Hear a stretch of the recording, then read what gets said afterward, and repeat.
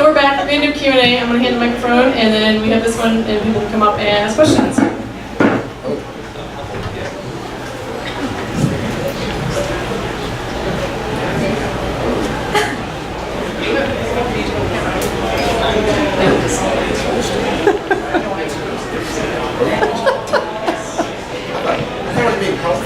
we're not. He tries. It's cool. Thanks, John. All right, who's got a question? I don't have a very long thing, so we'll get Alan first. Hand was up first. All right. Damn it, Alan. I know, I'm quick on the draw. All right. So I have two questions. One, do you have any tips for speakers? And two, do you have any tips for where you should spend your company's money on booths? Because there are a lot of conferences out there. For speakers, never wing it. That is the worst thing ever. I've seen people, oh, here's my outline, and you're like, there's nothing there. Oh, it'll come naturally. Even if you're a first-time speaker, it is nerve-wracking to be in front of people, even in front of your peers. It's like, oh my goodness, there's eyes on me, and even if you back people in their underwear, it still definitely doesn't help. So definitely make sure you plan it out. And at Certain Affinity, we even have people, we'll get a group of people in our main conference room, and we'll have people do their speeches in front of us before they go off to the conference. We give some helpful tips and tricks like, hey, that story or that thing wasn't very interesting, so move along, or hey, that's a really great point, touch on that more, just so you get comfortable with your information. And that way, if some technical flub does happen or you drop the mic or something, it's no skin off your teeth. It's okay, pick it right back up, and you're good to go. And then when it comes to spending money on booths, that really honestly depends on what you're going for. Coming from an indie studio, we're not buying our own booth at E3, we're not buying our own booth at PAX. The great part about being in Austin is you do have things like the Captivate Conference, like Rooster Teeth, really kind of, cut your teeth and get your feet wet and kind of experience that for yourself. And one thing I can tell you too, when you see that pricing list of how much booth stuff costs, it's always negotiable. So it's like, oh, well, if I buy these two things, can I get a discount on that? And so those prices, and most of the time, they're definitely willing to work with you on prices and stuff. So I would say, I would start in Austin, honestly. Like I said, do the local stuff first, and then from there, grow maybe to some of the smaller ones in Atlanta that you see. And then, of course, when you strike your branch, then you go to the PAXs and the E3s and everything like that. There's an unspoken rule that stanchions are essentially gold at a conference, and let's see, with Microsoft, whom I've worked with, they use I think they use the booth set they had at E3 for PAX Prime this time.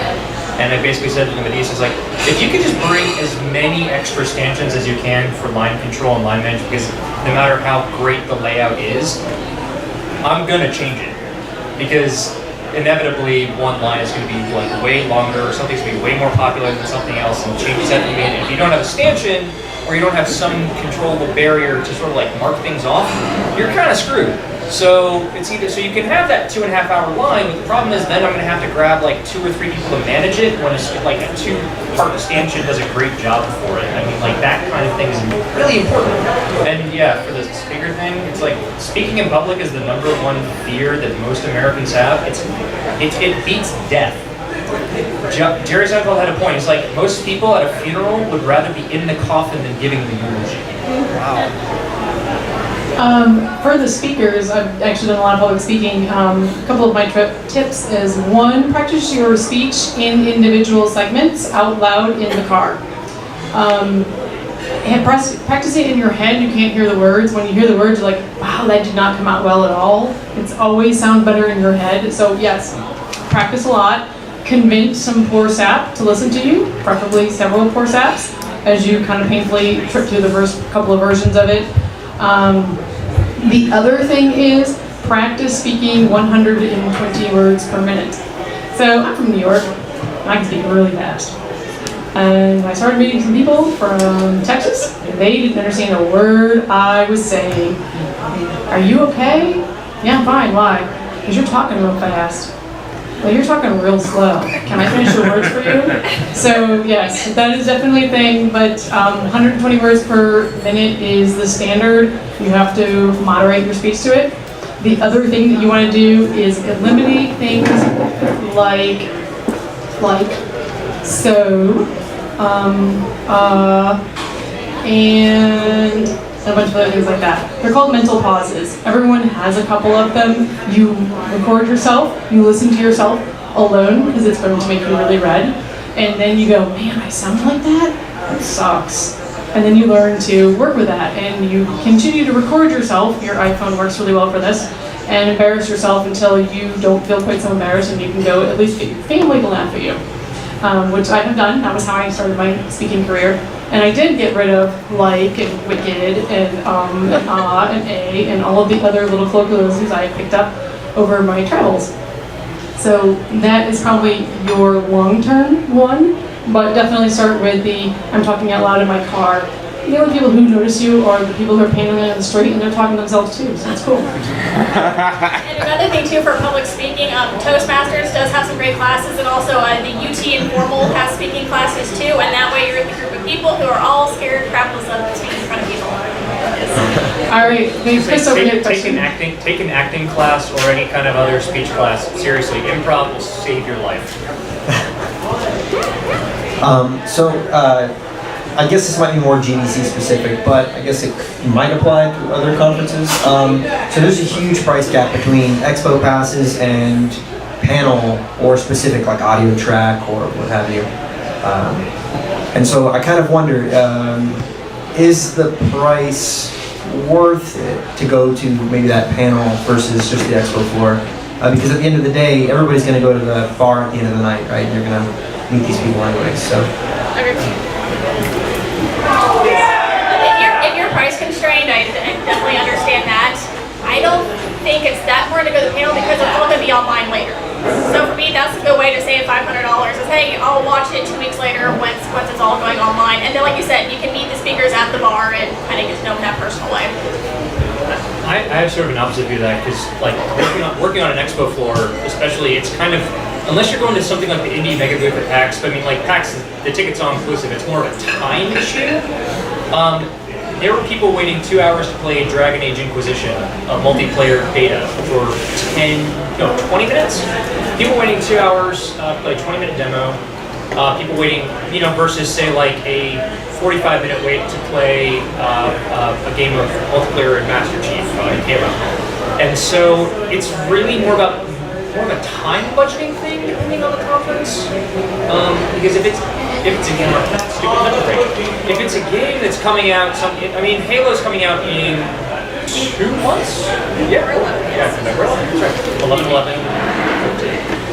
It's probably better suited to. It's probably more worth your time to go see someone interesting talking, or to go like have a talk with an indie developer than it is to wait in a line to play a game that you're probably going to get anyway. My point of view is they actually charge backwards. So the people that need to attend the panels are generally poor because they're the ones that are going there for professional development. The people that are giving the talks get in for free because they're giving the talk and they're providing content. And they don't generally need to attend many other sessions because they're very experienced individuals and they pretty much know how to collect and gather all the information that they want. If they're going to attend a couple of sessions, it's usually on some high-level content. They're there for the expo floor. They're there to do the business development stuff. That's kind of why I reversed the prices and I set it up so that the professional badge at Captivate is half the price as the executive badge, and then I set up the one value that executives are actually looking for, which is kind of being a quiet networking event in a high target value area. Because that's really what they're supposed to be paying for. So I honestly think GDC has it backwards. I think they need to charge more for VIP events, and they need to do a VIP badge, and I think they need to drop the professional attendance badge, because it's like what, $1,000 or something? It's ridiculously expensive. It's $2,000 now? Oh great, yeah, that's even better. And that's early bird pricing. Hell, for that price, put it South by Southwest Gaming and Interactive, you'll probably learn more. Actually, well, it depends, because if you look at the panels and it's actually something you feel that you need, a lot of them, just get a bunch of friends together and go get a GDC Vault Pass, which is the will allow you to watch it after the fact. Yeah. And then just do the crazy partying, and then that way you'll be able to sleep in every day and not be wrecked like everybody else. So. All right, push back here. Good point. Hang on a minute. So, having been on both sides of trying to make the connections to get a job, and then also having worked for a company where we had people coming up, what would be your advice for that expo floor connection when you're talking to somebody?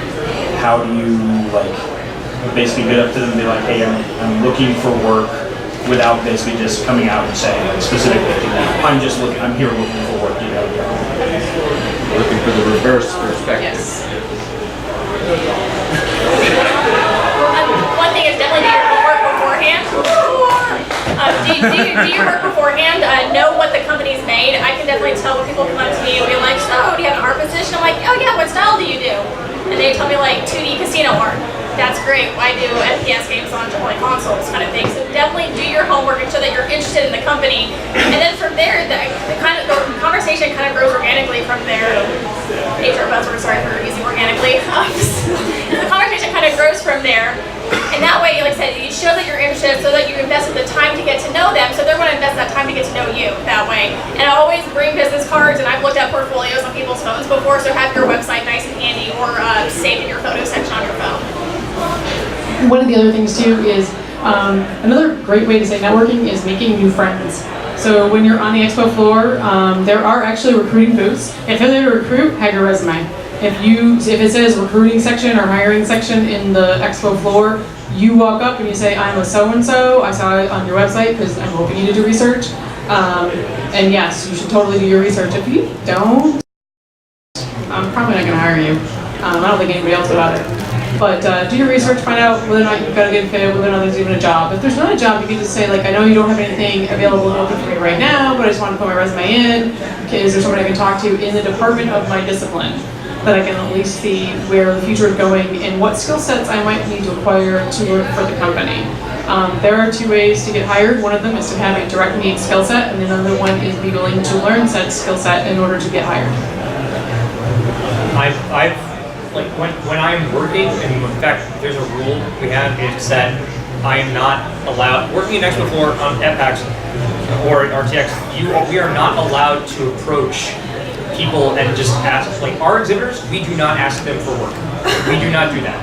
That is against our rules. So occasionally, people get kicked out for doing stuff like that. I believe the statistics last year for RTX, or this year for RTX were, we had to kick out like a good 20 or 30 Guardians were not asked to come back because they did something like that. Like they'd go up and they'd pitch an idea to some of the RT staff. Like, hey, I got a great idea for doing this. While they were wearing their shirts, while they're supposed to be working. There are times when you're not working, you can try and track them down, but if you're working, you're supposed to be working, not trying to get a job. All right, and Hi, thank you. How you doing?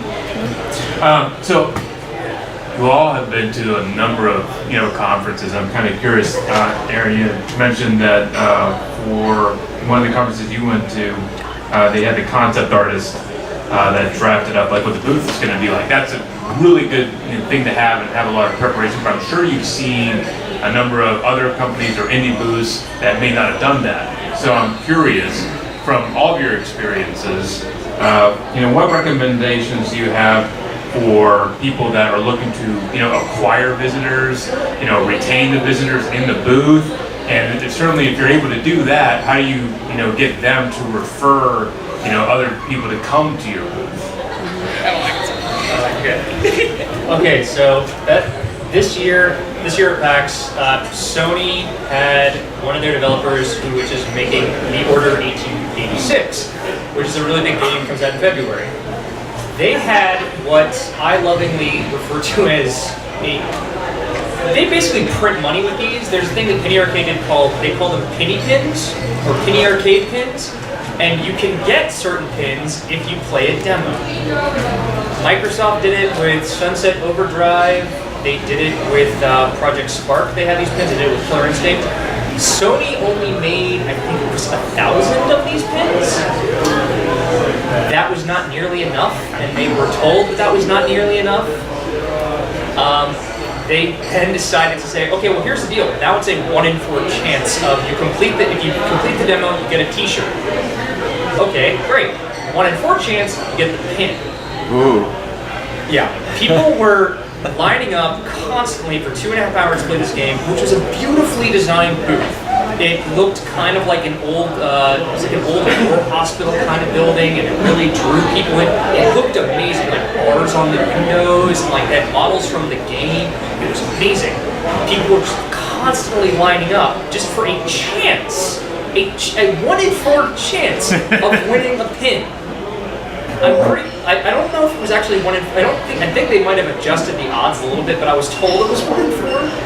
But essentially, they planned out to have they planned out the possibility that there were going to be a lot of people visiting this booth. They got way more people than they thought they were going to have in a corner, which is right across from my booth, which is the Microsoft booth. So we had lines coming at each other from several different angles.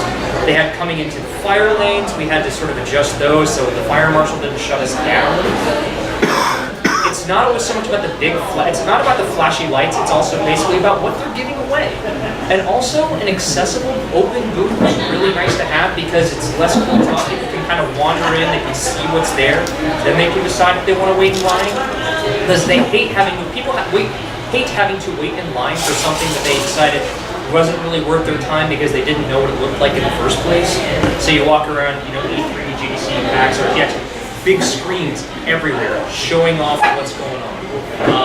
I think, although it does get very annoying if you have to listen to the same thing over and over and over again, which is not so much for our benefit being there, it's for the people walking by. Ubisoft had a cage match across the Microsoft booth, which we thought they were only going to be having actors in. Oh no, they were attendees signing waivers. They put them into, they put it seriously, a cage match with furry costumes. We had a honey badger was one of them. And every couple of hours there was a match going on, it was hilarious. And then there were these two women pitching the new Far Cry. And I felt really bad for these two women because it was the same script over and over and over again for 4 days. And you really get sick and tired of hearing it, so I'm basically trying to find any excuse I can to be on the other side of the booth when they're talking. So I'm like, great, I'm sure your product is lovely, I don't want to hear anything about it again. But yeah, making sure you have enough, making sure, what would you say about like 2 hours? 2 hours to 2.5 hours, probably like the most you would have anyone wait for a line. Yes, usually. Yeah, because I mean, the expo floor at PAX is open for 8 hours a day. You really don't want to have someone waiting in line longer than 2.5 hours for something because people aren't going to find that as worth it. So having exclusive swag really helps. I'm going to show you an example of the worst booth ever. Yeah. Oh, yeah. Yeah, I've had a couple of those. Yes, so by the way, this is the time to pull out all the extroverts. I don't care what role they have. If they are the QA department, pull the QA department out, if they're the chatty ones. If it actually turns out to be like your artists or your designers or your programmers or whoever the hell it is that are chatty, holy crap, have somebody who talks. But having everybody who sits there for 8 hours like this, no one will talk to you. So that is your worst booth design. Microsoft has, it's the Microsoft booth, but they have about, at any given point, 7 or 8 different development groups all there under the same umbrella.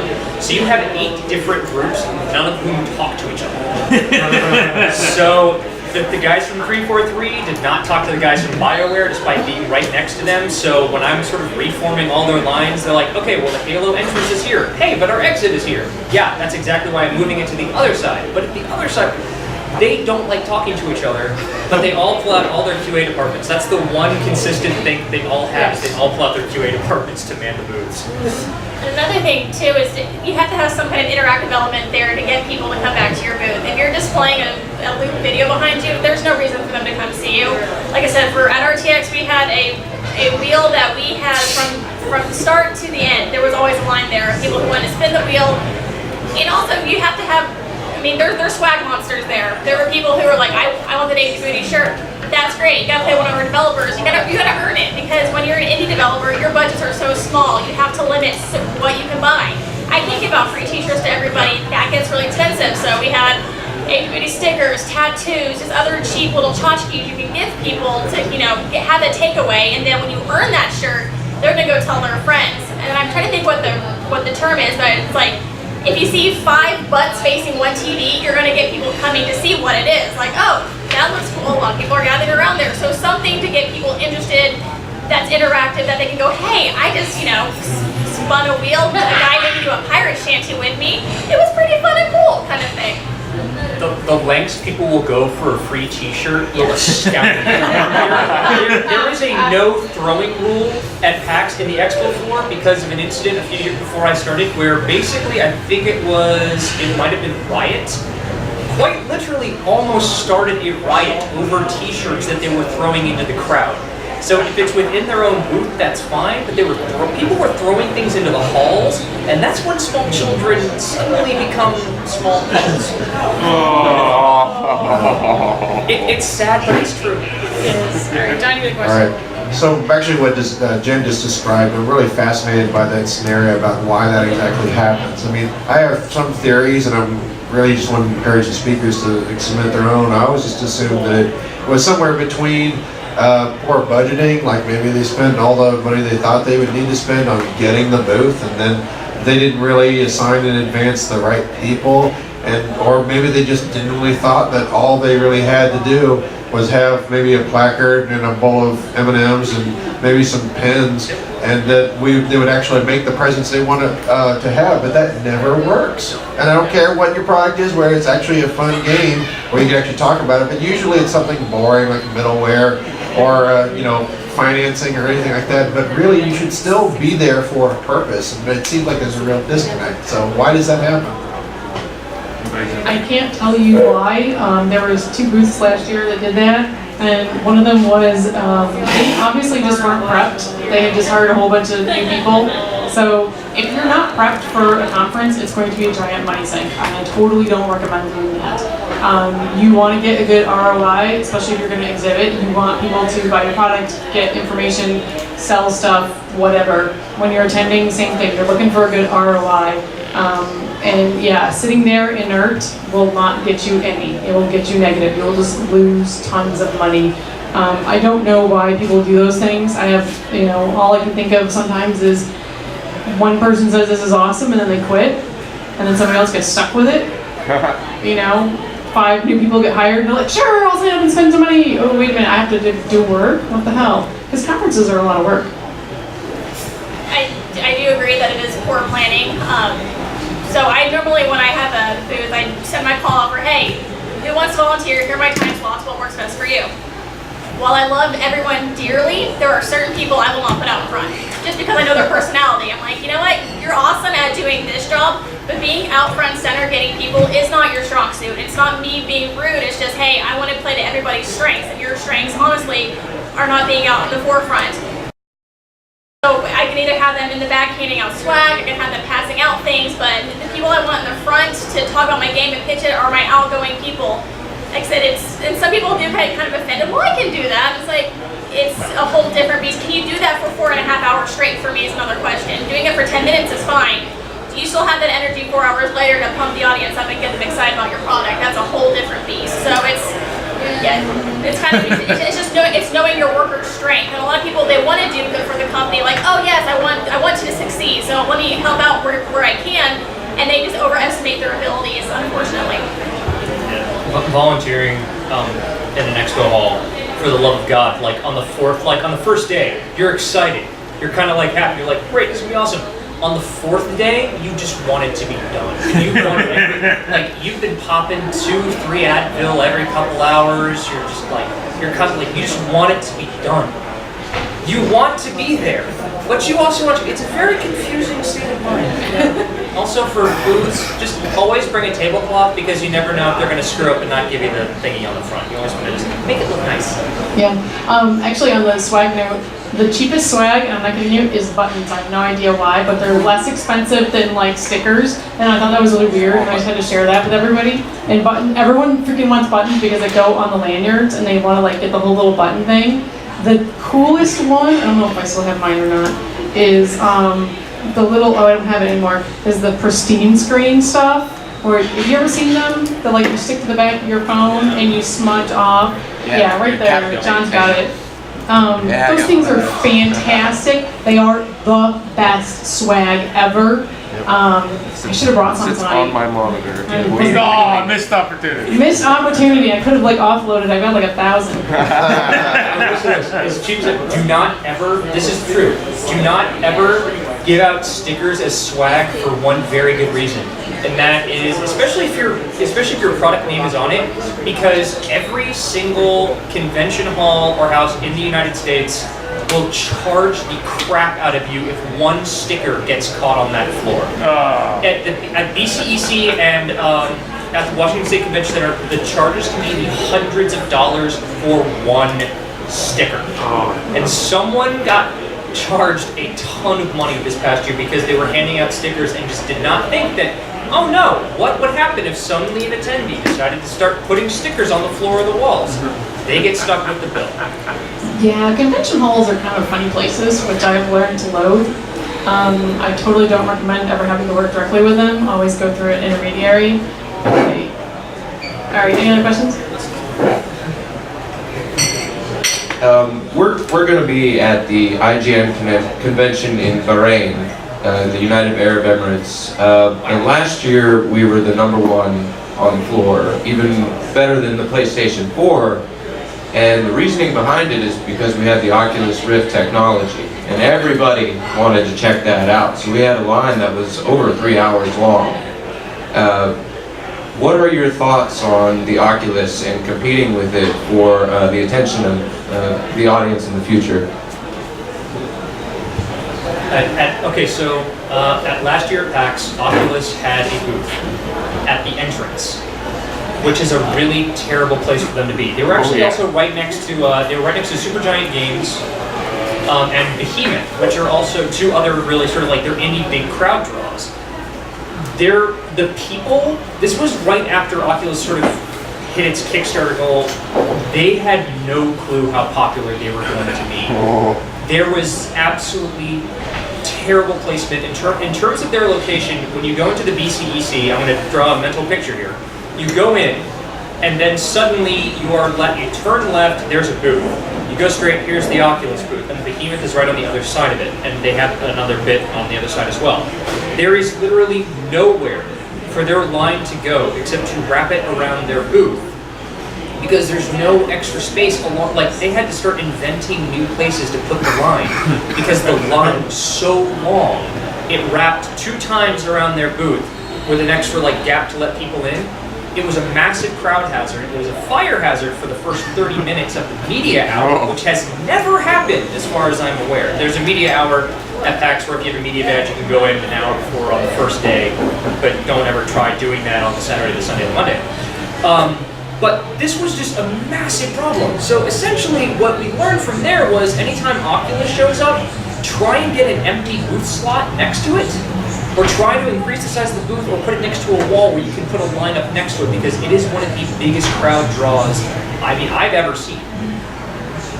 Actually, I would not compete with it. I would collaborate. I'd be the booth next to them going, hey, how long is your thing? Okay, great. And I would line it up so that my booth would be like my 10 feet from point A to point B. And I'd be like, yeah, if you stand here, you can do this, and then you can move to the next station, and you can move to the next station. I know you're going to move every 5 minutes, because that's how long their thing is. And I'm going to get 40 minutes with every single freaking person, because that's exactly what I would do. So don't, honestly, competition amongst booths is total crap. Most of the people that attend RTX and PAX and whatever, they're going to buy all of that stuff, or at least everything that they were going to plan on buying. If you're an indie person, you want to be next to Microsoft and Sony. You want to be next to them because they're going to have a ton of people whooshing by your booth, and you can go hi. And that is when not standing behind your desk is really useful. And you go, hey, you stand in line? Yeah, I will hold your spot. You play my game. There you go. Learn to collaborate with other people. I think our industry in some ways is far too competitive, and we're not collaborative enough. I have a theory. I don't know how about you, but I've bought more than one game this year. Anybody else? Anyone? Yeah, exactly. So we should all work together to help sell each other's games, because I don't know about you, but even if you're a really awesome indie, you probably can't crank out more than 3 a year. That's right. So during the other 9 months, somebody needs to be buying a game someplace. I might as well point them to you. Thank you. I agree with Jen. I'm going to try to maybe not poach them, but if I have a mobile game, I'm going to be walking with my tablet, trying to entertain your crowd while you do it. Because I agree with you. I mean, the Oculus has everybody's attention. At South by Southwest Gaming Expo, there were so many games. There was a cool paperboy game where you're sitting there riding the bike, throwing the paper while you're playing there that I was super impressed with. Oh, wow. Some of the full body motion capture going on and everything. So yeah, I'm not going to compete. I'm going to enhance your line by showing them my product. Good. Dude, that booth was awesome. Yes, I actually did that one. That's the kind of answers that I was looking for. Thank you. Yes, like go and hit up all the indie people and say, hey, I'm gonna have this line, bring your mobile game by. That's brilliant. Thank you so much. Hi, so related to the thing about having an interesting booth, I'm going to do a shameless plug. If anybody wants to rent a 5-foot tall interactive radio controlled robot, I rent mine out here in Austin. So just come talk to me and I can show you to Facebook. I do have a question. As an individual contributor, not management, not usually someone who's thinking about booths and whatnot, one of the problems I see is getting time to do anything other than work. Any advice on how to get to these conferences as someone who might be, been crunching 10-hour days for however long? My theory on crunch is an entire session, probably a full day. However, crunch is never the fault of the employees, so I usually find a good FU works well. I'm taking the time, I'm going to go do this, I've got the PTO, and if you restrict me from using it, I would like to introduce you to the National Labor Board. They would love to have a chat with you on that one. They can't fire you for that, they can try, and they can try and do stuff, but mostly it's not going to work. But I would just take the time and do it because, first of all, if you're in a crunch situation, you don't want to stay there very long. Especially if it's long, like months. And I have done my 110-hour weeks for 9 months solid. And I pretty much pitched an entire fit and said the entire company is shutting down for Christmas because all of us are redlining at 200 hours of PTO. Nobody has anything under that, and we're all losing it, which is totally unfair. And they were like, well, if you do that, we'll fire you. I'm like, awesome, can you say that in the recorder, please? And he was like, why? I'm like, because that shit's illegal. So, and he was like, we're shutting the company down, because they finally figured out there was one employee who knew what the hell was going on. So first of all, by the way, no, they can't make you work Christmas, they can't make you work any of that stuff, and they can't make you work 10 hours a day for, however number of weeks. There is a labor board. Texas, as much as it is a right to work state, still frowns upon that kind of stuff. So take time. The other thing you can do if your company is a little bit more sane is pitch it as a professional development session. I'm going to go there, I'm going to learn something, and I'm going to bring this back. I worked at a company and they said I could go to any conference I wanted to. They would give me 2 days of like quote unquote free company time. All I had to do was write up 3 papers. So I wrote up 3 papers from everything that I learned. Myself and 2 other coworkers got to go. We all went to different sessions. We brought back information and then reshared it with anybody who didn't want to go or couldn't go for other reasons. So yeah, I wouldn't put up with that. That's like not cool. I think it's important to find a company like Jen said that does value that professional development because, working at Certain Affinity, we don't want people who are stagnant in their roles. We want people who are going to learn the next greatest tech that's coming down the line. We want to be on the forefront of that. We don't want to be lagging behind because in the end, we're going to make a pretty cruddy game if we only have, knowledge from 2-3 years ago. So again, that professional development, send them, and like Jen said, just go. It's totally worth it. And I think anybody who is sane will realize the benefit of having you go to these things and to increase your knowledge and spread it throughout the company. Also, it's a great time to look for a job. If that's your situation, you're like, oh look, time to go look for a job. Alright, any other questions? I got Owen. Alright. Probably a little bit more of a goofball question. Alright, so I got hand sanitizer, baby wipes. Yes. Let's see here. Oh, double padded booth, right?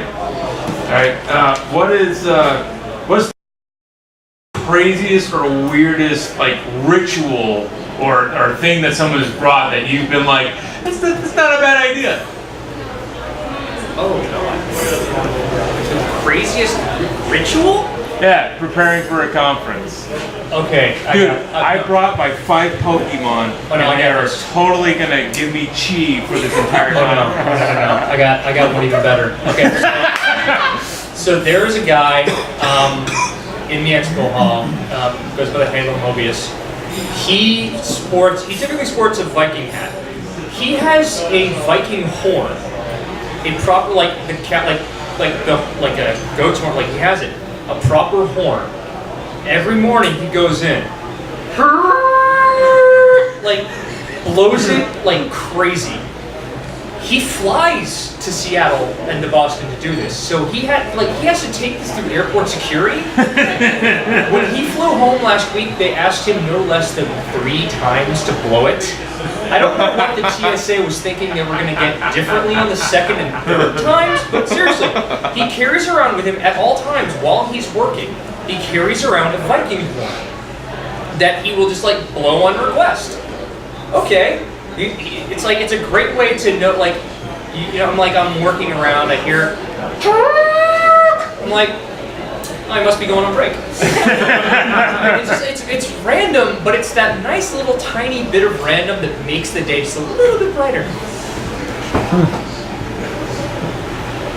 You gonna top that one, Jen? No, that's like really hard to top. I mean, I'm pretty crazy as shit, but I'm like not a ritual. I told him I'd change his name, but no, that's just too good to attribute to someone else.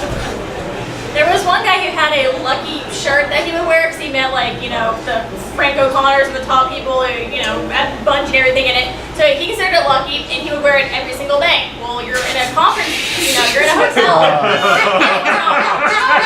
And so then he's like, oh, let's take a picture. And I'm just like, oh god. Smile. Yeah, so that goes back to the whole baby wipes thing, deodorant and stuff. Yeah, that's another thing. Under Armour or other Wick shirts, they're not that expensive. They are a lifesaver because for PAX East, they finally, all right, so up until PAX Prime last year, we were given 1 shirt per convention. Which is when you found local people who would go home and they had washing machines. Or you can do the other thing, which is you can wear an Under Armour shirt underneath it, which absorbs all the nasty smells and stenches and stuff like that. And you can wash that in your hotel sink. Because that 1 shirt you kind of want to keep pristine. They finally, for the 4 days, they gave us 2, but for the longest time it was 1 and done. Yeah. Yeah, as far as rituals are concerned, I wouldn't say it was weird. It was just an introvert showing his stripes. So the guy was the president, and I'm not gonna throw him under a bus because it would embarrass him. He's a friend of mine, but he's a president of a company. He's invented a couple of franchises, and he's actually really shy. So everyone knows it's not Richard Garriott. Sorry. So anyway, he would do this whole thing. He had this notebook. And he would carry it around with him, and you thought that he had cliff notes in it. No, it was this. Because he was an introvert, he didn't want people interviewing him and they could recognize him, so he could flip the notebook up like this whenever he walked. He put a wall on one side and then a notebook on the other and just zip through everybody. And I actually watched some press person figure out his little ritual and go, "Excuse me, can I talk to you?" And he was so stunned, he didn't know what to say other than yes. And I laughed at him and waited until he was done. And I was like, "You do realize you can say no?" And he was just like, "Why didn't you rescue me?" And I was like, "Yeah, that's not gonna happen." So anyway, that was the weirdest thing that I ever saw. I was like, "Man, you're an interviewer, you're a president, and everybody wants to interview you, and you haven't figured out how to get the hell out." Awesome. All right, I have to share this one because this one was kind of fun and it's hysterical from my point of view. So way back in when the hell did the first nasty Star Wars one come out? 2001? 1999? 99. Yeah. 99. So Phantom Menace was 99. Phantom Menace. So Phantom Menace is coming out, and it's 1999. I've blocked it out because it was a bad movie. So I'm at E3 and I'm working it. And someone's like, "I want to go play the Pod Racer game," and I was like, "Whatever." He goes, "Come and help me stand in line," because there was 4 lines, so you never know who's gonna get up front. So I'm standing next to him, and there's one line over here, and he's way over there, and I'm 20 people back minimum. I mean, there's from me to that wall and some mass of people, and people are screaming, and they get the little boy to come up and play. Jake Lloyd, yeah. They get him to come up and play, And he gets up there and everyone's going batshit crazy. And they pull like one person randomly from the crowd and they're like, you. And I'm like, who? And they go, you, young lady. And I look around, I'm the only woman in the crowd. So they picked me. Because they didn't want to have all young white guys there. So my story was, being diversity was awesome for me. I got a free t-shirt and I got to get up there and play the pod racer game. But they totally cheated, I could tell. I was like, you fuckers, you put in cheat codes for them, I could see it. You were racing against Anakin Skywalker. How did you think you were gonna win? Well, yeah, they put in cheat codes, little brat. It was like 10.